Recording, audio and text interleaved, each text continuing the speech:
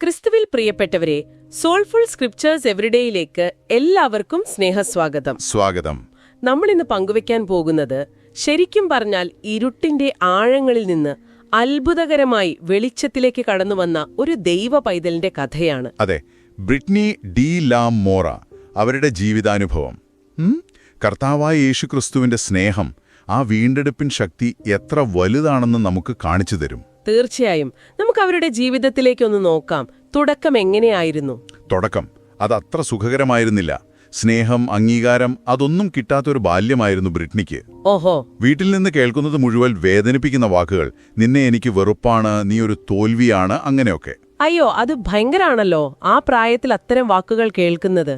അതെ, അതുകൊണ്ടുതന്നെ ഒരു സ്നേഹത്തിനു വേണ്ടി, ഒരു അംഗീകാരത്തിനു വേണ്ടി വല്ലാത്തൊരു ദാഹം അവരുടെ ഉള്ളിലുണ്ടായിരുന്നു. ആ അന്വേഷണമാണ് പിന്നീട് ചില തെറ്റായ വഴികളിലേക്ക് നയിച്ചത്. 16-ാം വയസ്സിൽ ആദ്യത്തെ പ്രണയത്തിൽ ഒരു ചതി പറ്റുന്നുണ്ട് അല്ലേ? ഉണ്ട്. അതോടുകൂടി ആരും എന്നെ സ്നേഹിക്കാനില്ല എന്നൊരു തോന്നൽ ശക്തമായി. ആ ഒരു നിരാശയിൽ നിന്നാണ് പിന്നെ മദ്യപാനത്തിലേക്കും മറ്റും തിരിയുന്നത്. മെക്സിക്കോയിലെ സ്ട്രിപ്പ് ക്ലബിലെ അനുഭവമൊക്കെ പറയുന്നുണ്ടല്ലോ, ശരീരത്തിന് കിട്ടുന്ന ഒരു താൽക്കാലിക അംഗീകാരം. അതാണ് അതവരെ വല്ലാതെ ആകർഷിച്ചു. ആ ഒരു വഴി തെറ്റാണെന്ന് തിരിച്ചറിയാതെ അതിലേക്ക് കൂടുതൽ ആഴ്ന്നുപോയി. പിന്നീട് കോളേജ് പഠനകാലത്ത് അഡൾട്ട് ഫിലിം ഇൻഡസ്ട്രിയിലേക്കുള്ളൊരു വാഗ്ദാനം വരുന്നു. അതെ, റൊമാൻസ് സിനിമകളിൽ അഭിനയിപ്പിക്കാം എന്നൊക്കെ പറഞ്ഞിട്ട്. ശരിക്കും അതൊരു കെണിയായിരുന്നോ? ലോസ് ആഞ്ചൽസിലെ ഏജൻസിയുമായി കരാർ ഒപ്പിടുന്നു. 7 വർഷത്തോളം നീണ്ട ഒരു ഇരുണ്ട കാലഘട്ടം. അതെ, ആ വ്യവസായത്തിന്റെ യാഥാർത്ഥ്യം അത് പുറമേ കാണുന്ന പോലെയേ അല്ല. ഗ്ലാമറിന് പിന്നിൽ ചൂഷണവും അധപ്പതനവുമൊക്കെയാണ്. വ്യക്തിത്വം തന്നെ നഷ്ടപ്പെടുന്നൊരവസ്ഥ. തീർച്ചയായും. പ്രായപൂർത്തിയാകും മുമ്പേ തന്നെ പ്രായമുള്ളവരുമായി അഭിനയിക്കേണ്ടി വരുന്നു. അതിലെ വൈകൃതം അവർക്ക് മനസ്സിലാവുന്നുണ്ട്, എതിർക്കുന്നുണ്ട്. പക്ഷേ ആ സിസ്റ്റത്തിൽ നിന്ന് പുറത്തുവരാൻ പറ്റുന്നില്ല. ശരീരം മാത്രമായി ചുരുങ്ങിപ്പോവുക എന്ന് പറയില്ലേ, അതുപോലെ. അതെ, ഈ സമയത്താണ് പിന്നെ മയക്കുമരുന്നിന്റെ ലോകത്തേക്ക് എത്തുന്നത്. ശരീരഭാരത്തെക്കുറിച്ചൊരു സംവിധായകൻ പറഞ്ഞ ക്രൂരമായ വാക്കുകളാണ് കൊക്കൈൻ ഉപയോഗിക്കാൻ തുടങ്ങിയതിന് കാരണം. ഓഹോ. പിന്നെ അത് ഹെറോയിനിലേക്കും ക്രിസ്റ്റൽ മെത്തിലേക്കുമൊക്കെ മാറി. ലഹരി ഒരു വ്യാജമായ സന്തോഷം നൽകി. പക്ഷെ ചുറ്റും കാണുന്നത് ജീവിതങ്ങൾ നശിക്കുന്നതാണ്, കൂട്ടുകാർ മരിക്കുന്നതാണ്. പാവത്തിന്റെ ശമ്പളം മരണമത്രേ എന്ന ബൈബിൾ വാക്യം സ്വന്തം ജീവിതത്തിൽ അനുഭവിക്കുകയായിരുന്നു. ശരിയാണ്. പക്ഷേ അവിടെയും ഒരു തിരിച്ചുവരവിനുള്ള ശ്രമം നടക്കുന്നുണ്ട്. ഹെറോയിനിൽ നിന്ന് മാറാൻ ശ്രമിക്കുന്നു, മുത്തശ്ശിയുടെ വീട്ടിൽ പോകുന്നു, പള്ളിയിൽ പോകുന്നു, യേശുവിനെ കണ്ടുമുട്ടുന്നു, ജീവിതം സമർപ്പിക്കുന്നു. അതെ, പക്ഷേ ആ ഒരു മാറ്റത്തിന് വേണ്ടത്ര ഉറപ്പുണ്ടായിരുന്നില്ല. പഴയ ബലഹീനതകൾ, പ്രത്യേകിച്ച് പുരുഷന്മാരോടുള്ള ഒരു ദൗർബല്യം, അത് ശത്രു മുതലെടുത്തു. ഒരു പിംപ് ജീവിതത്തിലേക്ക് വരുന്നു. അതെ, കാമുകനായി നടിച്ചാണ് വരുന്നത്. എന്നിട്ട് ചൂഷണം ചെയ്യുകയായിരുന്നു. തിരുവെഴുത്തുകൾ പോലും തെറ്റായി വ്യാഖ്യാനിച്ച് ആ വ്യവസായത്തിൽ തന്നെ തുടരാൻ പ്രേരിപ്പിച്ചു. എന്നാൽ ഇതിനിടയിലും ബൈബിൾ വായന തുടരുന്നുണ്ടായിരുന്നുവല്ലേ?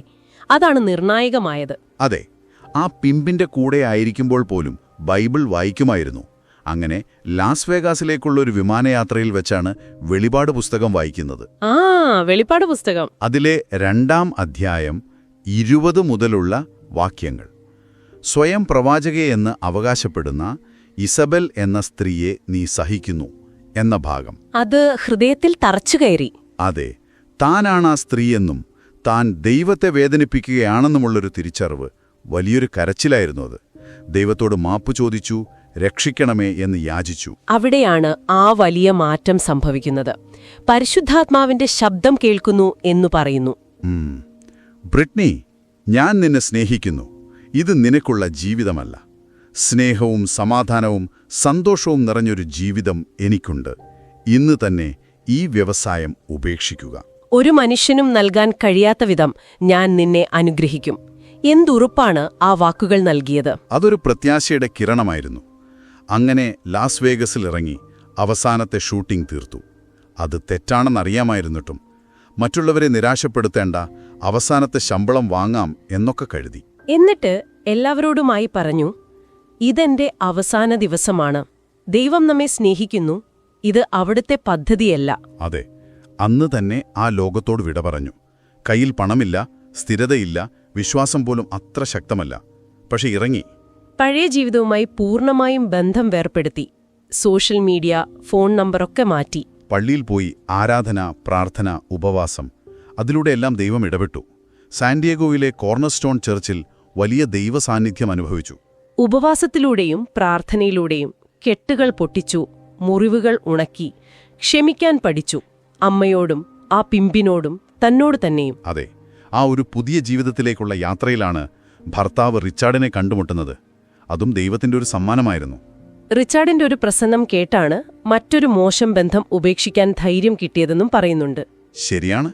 സൗഹൃദം പിന്നീട് പ്രണയമായി. ബ്രിഡ്നിയുടെ ഭൂതകാലം അറിഞ്ഞപ്പോൾ റിച്ചാർഡിനും ആദ്യം ബുദ്ധിമുട്ടുണ്ടായി. ശത്രു സംശയങ്ങളിട്ടുകൊടുത്തു. പക്ഷെ അദ്ദേഹം കൃപ തിരഞ്ഞെടുത്തു. അതെ, ദൈവം അവളെ കാണുന്നതുപോലെ ഒരു പുതിയ സൃഷ്ടിയായി കാണാൻ തീരുമാനിച്ചു. ഇന്ന് അവരിരുവരും ഒരുമിച്ച് ശുശ്രൂഷ ചെയ്യുന്നു. മറ്റുള്ളവരെ ലഹരിയിൽ നിന്നും ഭൂതകാലത്തിന്റെ മുറിവുകളിൽ നിന്നും മോചിപ്പിച്ച് വിശുദ്ധിയിൽ നടക്കാൻ സഹായിക്കുന്നു. അതെ, പോൺ കൺവെൻഷനുകളിൽ പോലും പോയി സുവിശേഷം പറയുന്നു. ആ ലോകം വിട്ടുവരുന്ന സ്ത്രീകളെ സഹായിക്കുന്നു.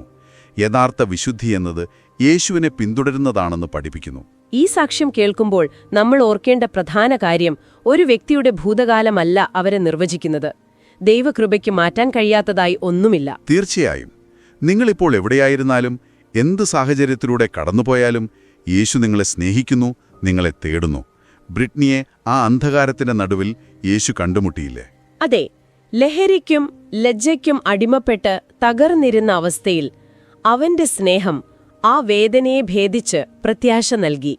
അതുകൊണ്ട് നിങ്ങൾ നേരിടുന്ന പ്രശ്നം എന്താണെങ്കിലും, അതൊരു ലഹരിയാകാം, കുറ്റബോധമാകാം, നിങ്ങളെ വേട്ടയാടുന്ന ഭൂതകാലമാകാം, യേശുവിൽ മുറുകെ പിടിക്കുക. അവിടുന്ന് നിങ്ങളെ കാണുന്നുണ്ട്.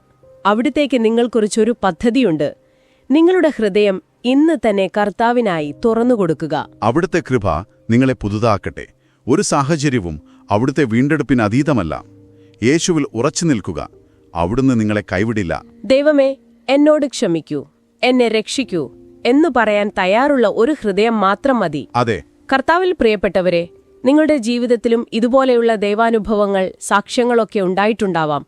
അത് മറ്റുള്ളവരുമായി പങ്കുവയ്ക്കാൻ നിങ്ങൾ ആഗ്രഹിക്കുന്നുവെങ്കിൽ ഞങ്ങൾക്ക് എഴുതുക. soulfulscriptureseveryday@gmail.com എന്ന ഇമെയിൽ വിലാസത്തിൽ ഞങ്ങളുമായി പങ്കുവയ്ക്കണം.